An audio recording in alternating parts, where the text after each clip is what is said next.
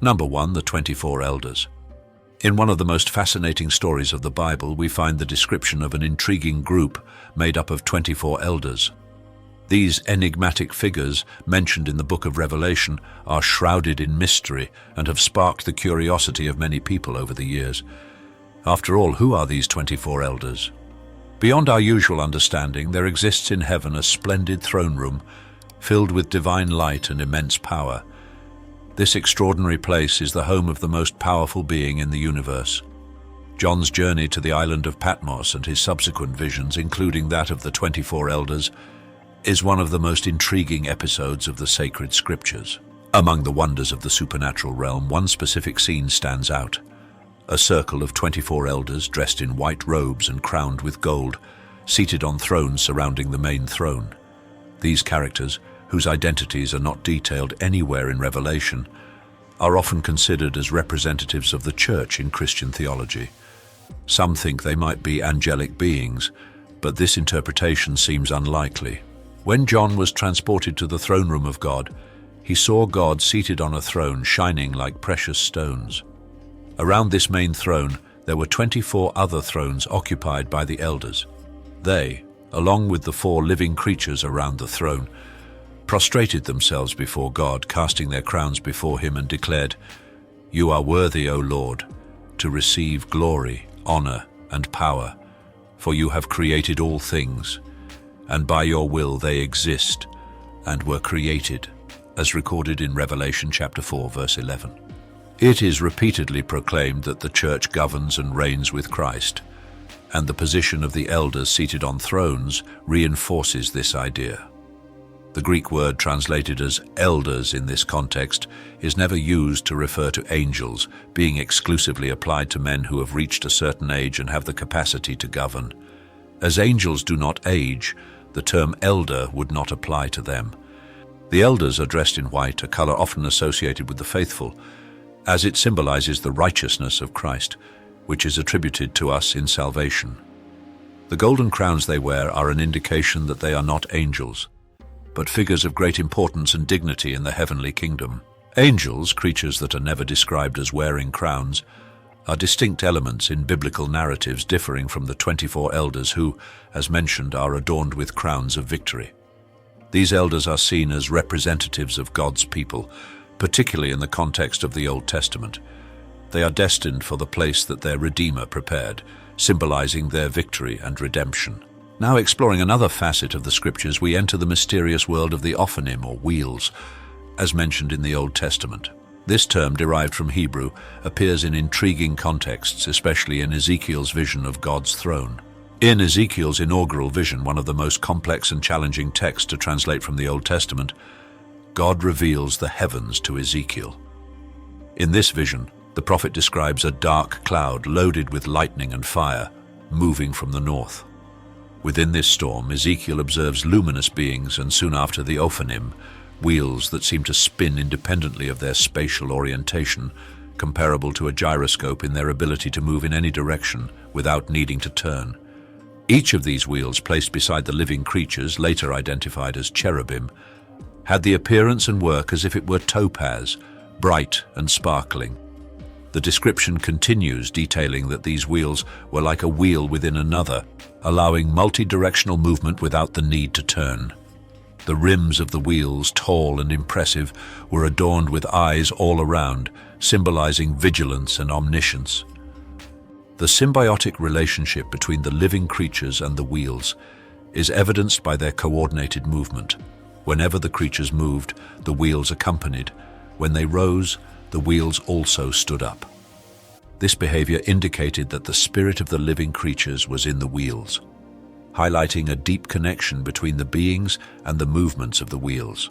In the continuation of his revelations, Ezekiel describes an uninterrupted connection between the cherubim and the wheels, showing that the movement of one was directly influenced by the other. He observed that the Spirit of God was manifested in all aspects of the scene, reflecting divine omnipresence. The multiple eyes on the wheels, according to Ezekiel, symbolized the omniscience of God, a God who sees and knows everything. This visionary experience profoundly marked the prophet, who was called by God to be the spokesperson and watchman for the exiled Hebrews. The complexity of the visions and the surreal nature of the descriptions make these accounts challenging to understand. Ezekiel also testifies in subsequent chapters, such as chapter 10, about the Ophanim, reiterating the idea that God's throne is dynamic and in constant motion. Moving on to the third theme of this narrative, we introduce a legendary creature mentioned in the book of Job, the behemoth. Imagine an African elephant with its 5 tons charging toward you, an image already terrifying enough. Now imagine a creature even more imposing and powerful than the largest elephants that have walked the earth. The behemoth is described this way in the book of Job, a figure that embodies unstoppable strength and grandeur. The context of Job is that of a righteous and upright man, known for his morality and his devoted relationship with God. Despite his righteousness, Job faces immense challenges when Satan questions his faith, suggesting that Job's devotion is only a result of the blessings he has received. God allows Satan to test Job but forbids him from taking his life. The sequence of tragedies that befall Job, losing his children, servants and flocks in a single day, is devastating. In the midst of his profound suffering, Job maintains his faith, tearing his clothes and shaving his head in mourning, yet still praising God in his prayers. Satan, in a second encounter with God, obtains permission to test Job even more harshly. Amid these trials, Job deeply laments his birth, questioning the justice of his situation and reflecting on the nature of life and death, light and darkness, wondering why God judges people based on their actions, especially when these seem to lead only to more suffering. At the peak of his trial, Job finds himself perplexed and tormented by the question of how a human being could possibly satisfy the justice of a God whose ways are so profound and inscrutable. The intensity of his suffering leads Job to question divine justice, especially in light of the fact that wicked people prosper while he and other honest men face severe adversities. Job ardently longs to confront God and express his discontent, but finds himself physically unable to do so. For Job, wisdom seems to be hidden from humanity, but he commits to seeking it, maintaining the fear of God and shunning evil. In response to Job's fervent calls for a dialogue, God intervenes on 2 distinct occasions, both during storms, adding a layer of drama and seriousness to the conversations. In the first of these interventions, God addresses Job with a mix of authority and a touch of humor. He questions Job about his ability to perform the divine tasks of creation and sustaining the world, highlighting Job's presumption in demanding explanations from God. Through a series of rhetorical questions, God reminds Job of his position as the creation, not the creator. Job, recognizing his insignificance and limitations, responds humbly, placing his hand over his mouth, symbolizing his silence in the face of God's magnitude. He admits he spoke without full understanding and decides not to continue questioning. In the second conversation, God does not focus on himself but on his creatures, continuing with an element of humor and irony. He describes the behemoth or behemoth, one of the creatures he created, emphasizing its strength and majesty.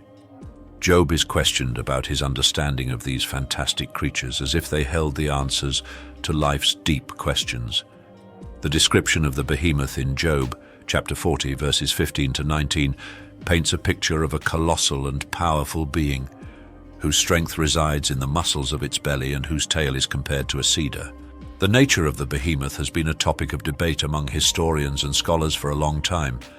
The academic community still seeks consensus on several aspects of this mysterious creature. It is known to be immense and to have had a navel, a detail that indicates it was not an oviparous animal. This detail about the navel is particularly significant, as it suggests that the behemoth possessed mammalian characteristics, eating grass like an ox and displaying impressive strength in the stomach muscles. God, in describing the behemoth, delights in highlighting the marvel of his creation, emphasizing its impressive size, voracious appetite, and distinctive behaviors. This narrative serves as a powerful lesson in humility for Job. If he cannot rival even a creature created by God, how could he compete with the Creator himself? The Hebrew word behemoth is the plural form of behema, which means beast. This term suggests that such a creature may indeed have existed and coexisted with human beings. However, the identity of the behemoth is a topic of debate among scholars and theologians. Many believe that the animal described could be a hippopotamus, known to be one of the largest, most powerful and dangerous land animals. This animal was familiar to ancient peoples, especially in Egypt, and its fame spread as far as Rome, where its population was drastically reduced due to the havoc it wreaked on crops. Interestingly, although its name suggests a relation to horses, hippopotamus comes from the Greek for river horse, hippos are more genetically related to pigs than to equines. The hippopotamus's massive jaw offers a compelling image and is a prominent feature of this interpretation. Another popular theory is that the behemoth could be an elephant. This idea is supported by many biblical apologists, based on the verse in Job chapter 40 verse 23, which describes the creature drinking the Jordan River in large amounts. Additionally, verse 19 emphasizes that the creature was so grandiose that no human could approach it for combat. In human history, elephants have been hunted, killed, and domesticated for various purposes, such as labor and war. However, the description in the book of Job suggests a creature of such magnitude that only its creator could confront it. This emphasis on the grandeur of the behemoth sets the stage for an introduction to Leviathan, another extraordinary creature described in the Bible, whose terrifying power and seemingly uncontrollable nature make human greatness and pride seem insignificant. Leviathan is described in the scriptures as an aquatic creature of great magnitude and ferocity, often symbolizing the uncontrollable power and the threat of the unknown. The Hebrew word for Leviathan carries the connotation of something coiled or twisted, perhaps alluding to its serpentine shape and its ability to churn the seas. Isaiah 27. One describes a vision in which God wields his mighty sword to punish Leviathan, referred to as both a swift serpent and a twisting serpent, and even as the dragon that lives in the sea. This description evokes images of a formidable sea beast, whose existence glorifies the magnitude and power of God, even through its menacing and terrible aspect. In Psalm 104 verses 25, 26, God is exalted as the creator of Leviathan's habitat, a creature so formidable that only the creator could conceive such an environment. The mention of Leviathan serves to show Job, and by extension humanity, the smallness of man before the grandeur of God's works. In the book of Job, particularly in chapter 41, the description of Leviathan is significantly expanded. God challenges Job with a series of rhetorical questions about the possibility of capturing Leviathan with common fishing methods, highlighting the futility of such attempts. Verses like, "Can you pull in Leviathan with a fishhook, or tie down its tongue with a rope?"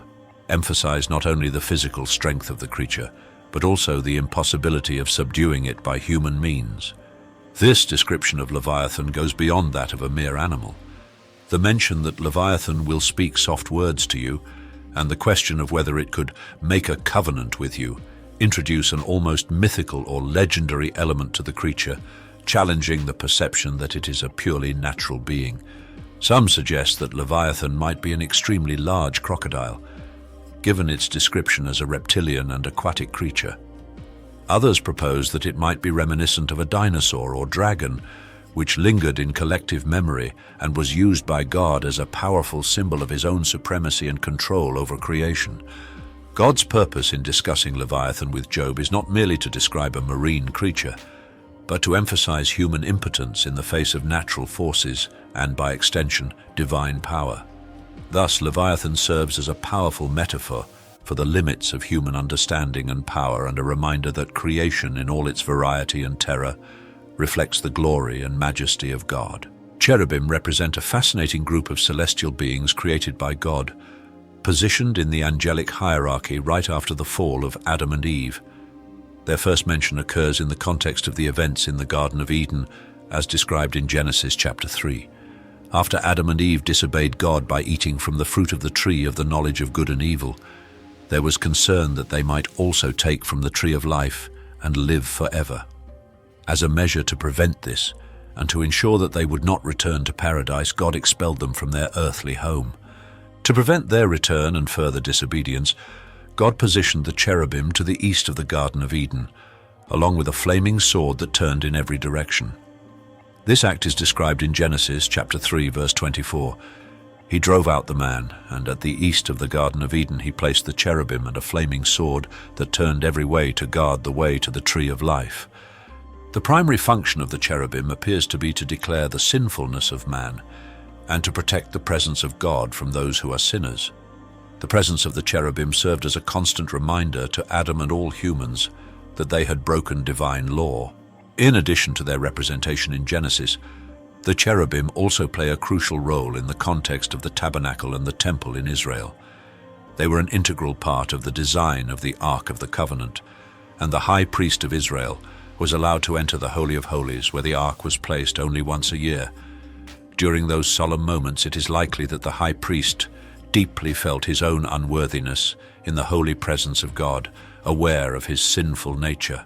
In Ezekiel chapter 10, the cherubim are not only described as having wings and hands, but are also full of eyes and surrounded by wheels within wheels, symbolizing their vigilance and divine omnipresence. This chapter also brings a somber tone, emphasizing the role of the cherubim in protecting God's holiest place from those who are not worthy to be there, but also ensuring the right of the high priest to enter that sacred place with blood as a mediator between the people and God. Through the work of Christ on the cross, the cherubim also symbolize the assurance that even the humblest Christian can boldly approach God's throne. Melchizedek is one of the most enigmatic figures presented in the Bible. His appearance is sudden and has a significant impact in the context of the Scriptures. He is introduced during the narrative of Abraham and is described as the King of Salem and Priest of God Most High. This mysterious character blesses Abraham and offers him bread and wine, a scene that prefigures crucial elements in Christianity. The name Melchizedek in Hebrew is particularly revealing and carries considerable symbolic weight. In Hebrews chapter 7 verse 2, the name is interpreted as King of Righteousness and is also associated with the title of King of Peace. These titles are not merely honorary but indicate the qualities and the role of Melchizedek, both in the story of Abraham and in broader theological interpretations. Melchizedek is mentioned in both the Old and New Testaments, underscoring his importance. His figure serves as a type of Christ, a symbolic precursor to Jesus in his role as the eternal priest. Just as Melchizedek was the priest of God Most High, Jesus is described as the high priest according to the order of Melchizedek, a priestly order that precedes and transcends the Levitical order established by Aaron. The mention of Melchizedek offering bread and wine to Abraham is deeply symbolic, prefiguring the Last Supper, where Jesus offers bread and wine as his body and blood, establishing a new covenant between God and humanity. This scene in Genesis 14:18 not only highlights the hospitality and priestly grace of Melchizedek, but also establishes a theological parallel between him and Jesus, reinforcing the continuity and fulfillment of messianic prophecies. Furthermore, the figure of Melchizedek as King of Peace echoes the prophecies of Isaiah about the Messiah, who is also described as the Prince of Peace. The duality of his role as king and priest emphasizes the idea of a ruler who not only exercises temporal authority but also spiritual, a mediator between God and men. Melchizedek is an essentially mysterious figure in the Bible, whose significance transcends his brief mention in the texts. In Genesis 14:20, it is highlighted that Melchizedek recognized the Most High God as the one who gave Abraham victory over his enemies. This attribution of divine victory reinforces the authority and sacredness of Melchizedek's role as the priest of God Most High. In the New Testament, specifically in the Epistle to the Hebrews, Melchizedek is revisited and compared to Jesus, emphasizing an eternal priesthood that is superior to the Levitical one. Hebrews 6:20 highlights Jesus as the high priest who entered according to the order of Melchizedek, indicating that Jesus not only follows this order, but embodies and completes it. Hebrews 7 provides the most detailed examination of Melchizedek found in the Scriptures. This chapter begins by outlining Melchizedek's encounter with Abraham after the battle against the kings, during which Abraham gave him a tithe of everything he had. Verses 1-4 of this chapter emphasize that Melchizedek is King of Salem and King of Righteousness, titles that reflect not only his royal and priestly authority, but also his peaceful and just nature. Intriguingly, Melchizedek is described as without father, without mother, without genealogy. having neither beginning of days nor end of life, suggesting a timeless and perpetually priestly figure akin to the Son of God. This symbolic portrait serves to emphasize the exceptional character of Melchizedek, who is placed on a pedestal of greatness to which even Abraham, the revered patriarch, submitted. Abraham's giving of tithes to Melchizedek is significant because it recognizes the superiority of his priesthood in relation to the future Levitical priesthood that would be established among the Israelites. The description of Melchizedek as having neither beginning nor end amplifies his figure as a prophetic type of Christ, prefiguring Jesus' eternal role as high priest. Melchizedek's title, King of Peace, also heralds the work of Jesus, who brought peace through his sacrifice and ministry, reconciling humanity with God.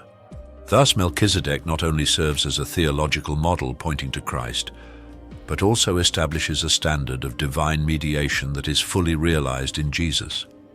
This link between Melchizedek and Jesus underscores the continuity and fulfillment of the divine promise of salvation and eternal intercession, further consolidating the depth and richness of the biblical narrative. The episode of the Angel of Death in the book of Exodus is one of the most dramatic and significant narratives in the Bible. It plays a crucial role in the outcome of the plagues of Egypt, marking the climax of the confrontation between God and Pharaoh. The final plague described in Exodus chapters 11 and 12 was the death of all Egyptian firstborns, a divine punishment for Pharaoh's stubbornness in not releasing the Israelites from their slavery. In chapter 11, verses 1 and 2, God announces to Moses that he will bring one more plague upon Pharaoh and Egypt, after which Pharaoh would finally allow the Israelites to depart. God instructs the Israelites to ask their Egyptian neighbors for objects of silver and gold, preparing them for their imminent departure. The intervention of the angel of death occurs precisely at midnight, as stated in Exodus chapter 12, verses 29 to 30. God passes through Egypt, and all the firstborn, from Pharaoh's son to the son of the servant, and the firstborn of the cattle, are killed. This plague not only exemplifies God's sovereignty and power, but also demonstrates his divine justice. Only the houses of the Egyptians were affected, while the houses of the Israelites, marked by the blood of the lamb on the doorposts, were spared. This distinction between the Egyptians and the Israelites symbolizes God's covenant with his people and his protection over them. The plague serves as a means of liberation for the Israelites, culminating in their exodus from Egypt.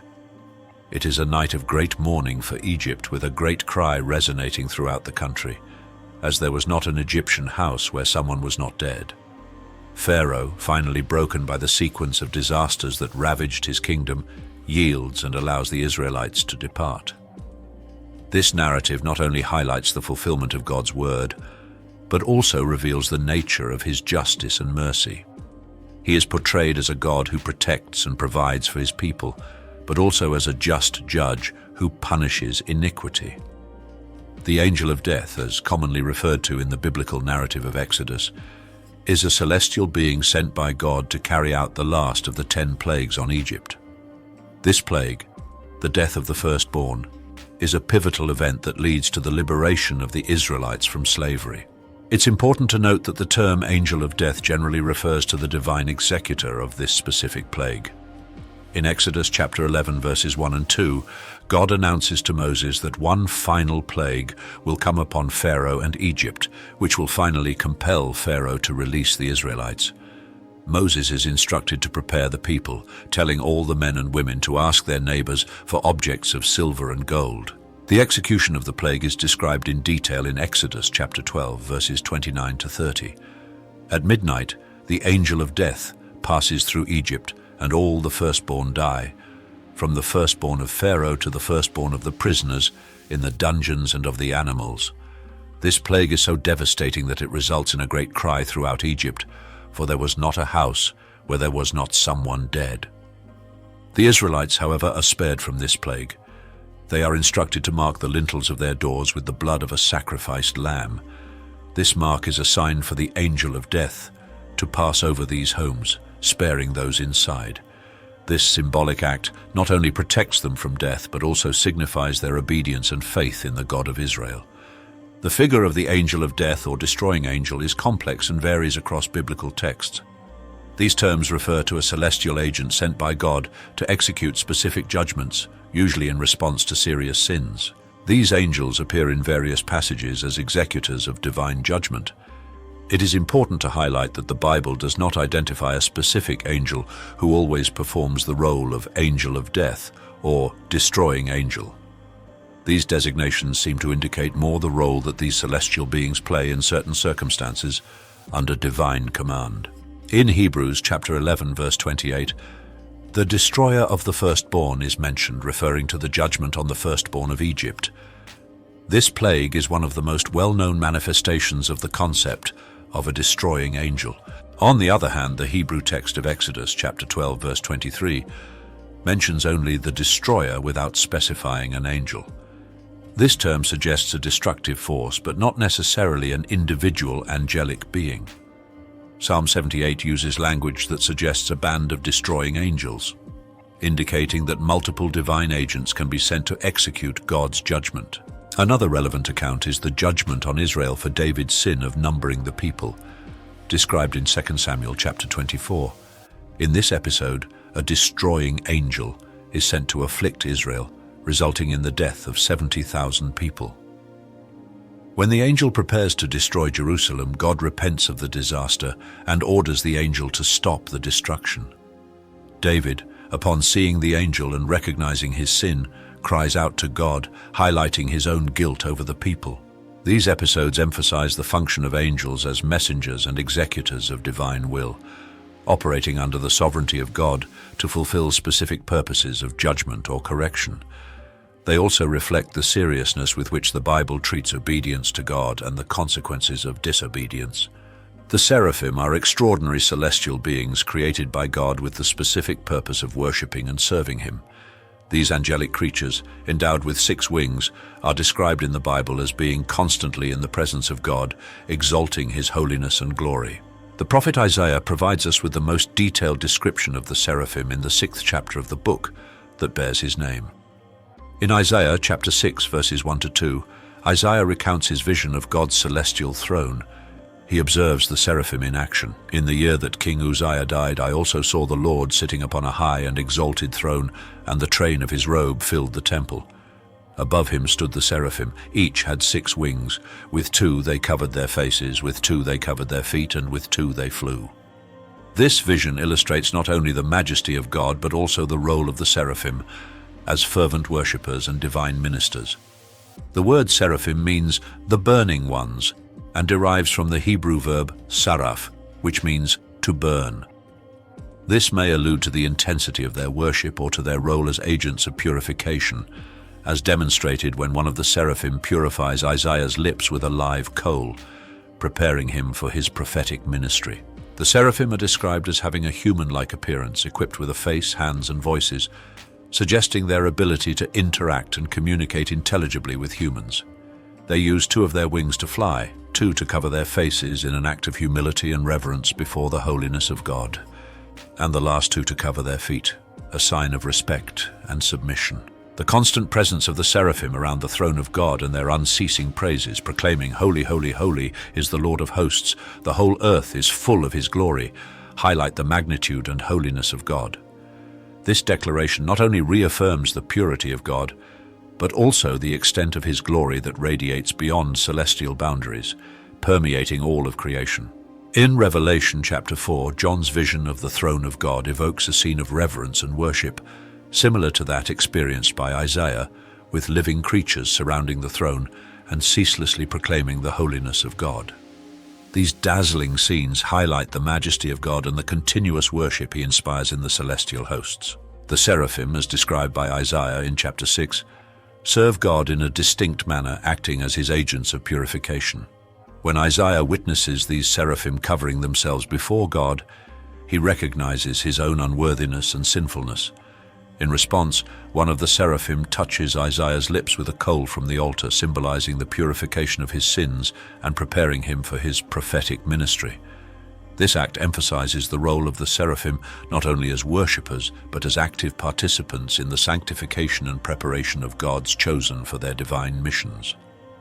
Regarding demons, the Bible presents them as personal beings with clear personality traits. They interact in complex ways both with Christ and humans. Demons exhibit their own personalities, not only influencing but often controlling the behavior of the bodies they possess. Practices of occultism and spiritualism can open doors to demonic influence, providing demons opportunities to deceive and destroy. Demons specifically aim to corrupt and disfigure the image of God in man, attacking both physically and spiritually. For Christians, although limited in power due to Christ's victory on the cross, demons can still attempt to deceive and induce disbelief. However, Christ's authority over demons is clear and unquestionable. They recognize his identity and power, and even during the demonic possession described in the Gospel of Luke, chapter 8, verse 30, when questioned by Jesus about their name, the demons respond legion, indicating the presence of many demons within a single individual. The interaction between Christ and the demons, especially their request not to be sent to the abyss, a place of confinement for evil spirits, as described in Revelation chapter 9, verse 1, highlights not only the personality and will of the demons, but also the supreme authority of Christ over all spiritual forces. The story of Lucifer, primarily mentioned in Isaiah chapter 14, is one of the most fascinating and debated among biblical scholars. Originally, Lucifer is described as a bright and radiant figure, a created being of great beauty and power. The term Lucifer comes from Latin and means the light bringer, which translates to morning star or light bearer in other languages.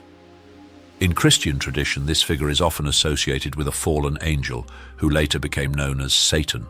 The passage in Isaiah chapter 14, although originally intended to describe the fall of the king of Babylon, has been interpreted by many as an allusion to the fall of Lucifer from heaven due to his pride and desire to equate himself with God. This desire for ascent and subsequent fall is symbolically narrated, showing Lucifer as someone who was expelled from the Mount of God because of pride inflated by his own beauty and splendor. In the Gospel of Luke, chapter 10, verse 18, Jesus mentions, "I saw Satan fall from heaven like lightning." This passage is frequently cited to illustrate Jesus' authority over demons and evil forces, and is also seen as confirmation of Lucifer's fall, establishing a parallel between the physical and spiritual fall of this being. Lucifer's initial motivation to challenge God can be attributed to pride and vanity. He desired more power and exaltation, which led him to want to usurp God's position. This desire is a manifestation of a heart corrupted by pride, a recurring theme in biblical literature that warns against arrogance and self-aggrandizement. This pride and rebellion not only led to his fall, but also motivated him to continue his opposition against God, establishing his own kingdom in defiance of God's kingdom. Lucifer, transformed into Satan, is then portrayed as the adversary who constantly seeks to undermine the order and authority established by God, both in the celestial and earthly realms. The original sin of pride is widely seen as the initial transgression that preceded all other sins, not only on earth but also in heaven itself, as narrated in the fall of Lucifer, who later became known as Satan. This event is detailed in Isaiah chapter 14, verses 12 to 15, where Lucifer's ambition to equate himself with God culminates in his expulsion from heaven. Lucifer, one of God's most exalted and beautiful creations, was endowed with many gifts, including power, beauty, authority, and wisdom. However, it was his misuse of these gifts, driven by pride, that led to his fall. He not only coveted God's position and power, but also attempted to usurp the worship that only God deserved. Lucifer's story shows us that pride can transform blessings into curses when used for self-promotion and defiance of divine authority. Lucifer was in charge of worship in heaven, often described as a musical master and the anointed cherub who guarded God's presence. He used his position and talents to influence other angels, managing to get a third of them to join him in his rebellion against God.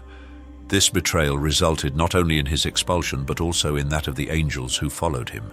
The battle between God and Satan continued on earth, where Satan, now as the adversary, turned his hostility against humanity. He harbors a particular hatred for humans because they are created in God's image. By attacking humans, Satan seeks to disfigure God's image in them both physically and morally. His goal is to degrade the representation of God in creation, seeking to destroy the moral and spiritual character that reflects the divine nature. This antagonism is not just a matter of physical harm, but a continuous attempt to corrupt and humiliate what is sacred and pure, tirelessly working to profane the image of God in man. Through biblical history and human experience, we can observe that pride remains a profoundly destructive and deceptive sin, often leading to the downfall of those who, like Lucifer, were initially endowed with great gifts and positions. Satan harbors a special hatred towards Christians because in them the image of God is restored and reflected in the world. His strategy involves trying to corrupt and divert Christians from their path, weakening their faith and compromising their testimony. However, in response to Satan's fall, God did not remain idle. He acted decisively. God intervened by sending Jesus Christ, the perfect expression of his image, to redeem and restore humanity. Through the life, death, and resurrection of Christ, human beings receive salvation and the opportunity to be transformed into the image of the Son of God. This transformation is an ongoing process in the life of a Christian, where we are gradually molded to resemble Christ. This occurs as we submit to the Holy Spirit and live according to Christ's teachings, thus reflecting God's image more clearly and brightly in a world that desperately needs his light and truth. Satan, aware that he cannot destroy God, directs his fury and deception against humanity, trying to divert people from God and the truth of the gospel. However, the final victory belongs to God.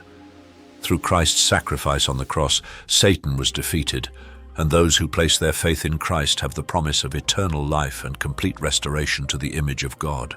This ongoing spiritual conflict between good and evil, between God and Satan, is a central theme in the biblical narrative. It reminds us of the importance of remaining faithful to God and resisting the temptations and deceits of Satan, knowing that in Christ we have victory and the promise of a glorious future with God.